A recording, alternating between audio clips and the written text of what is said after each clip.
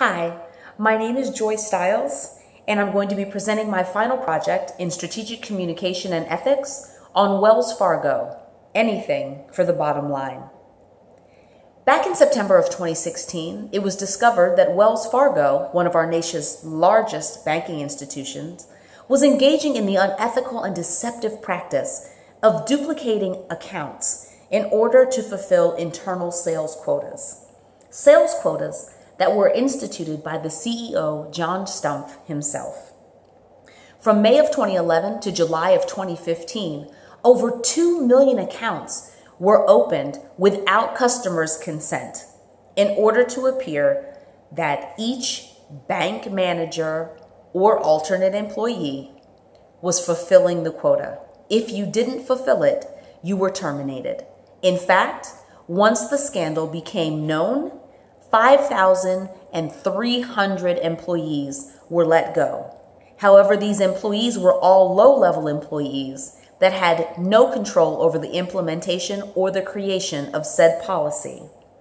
As recently as 2 days ago, Senator Elizabeth Warren has called for the removal of current board members that were also on the board during this time of crisis, as it has come to light that they knew about this practice and did nothing to prevent it. For my analysis, I want to look at how Wells Fargo failed, not only themselves, but also their publics and also their employees. As I read their code of ethics, this is the first thing that stood out to me. Wells Fargo expects its team members to adhere to the highest standards of ethics with customers, team members, and communities it serves. Our aim is to promote an atmosphere in which ethical behavior is well recognized as a priority and practiced daily.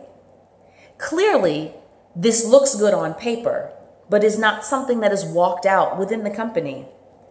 The main areas in which I focused on were transparency, accountability, and responsible advocacy. In terms of accountability, I found that Wells Fargo failed to take accountability as well as responsibility for their actions. Instead, they engaged in gradualism, doing as little as possible until forced to do more. That failed, and the resignation for the CEO was called. In terms of transparency, they failed to engage their publics, both aware and active, and be honest about what transpired and why. If you're transparent, it requires you to deal in truth and disclosure. It goes a long way in terms of rebuilding trust. Finally, I looked at responsible advocacy, and they failed to demonstrate moral maturity.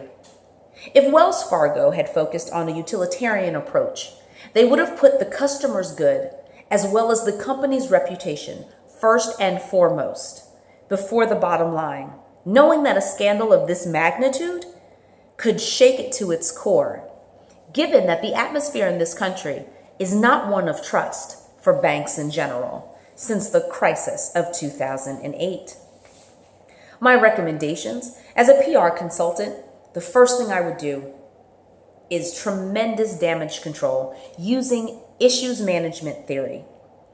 I would take a moral responsibility and combine it with my responsibility as a public relations practitioner.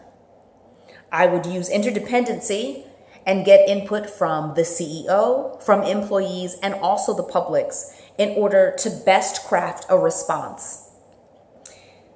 I would put out a press release on behalf of the company and apologize, because apologies go a long way in rebuilding trust. I would then issue an internal memo to the employees to let them know that they are valued and that the company apologizes for placing unfair practices upon them and how that will change moving forward so that they know Wells Fargo is still a great company to work for. And lastly, I would employ the use of Twitter and Facebook. I would have those manned daily so the publics had a place to give their voice and feel that they have buy-in into the future of the company and what it looks like for them so that they know this will never happen again.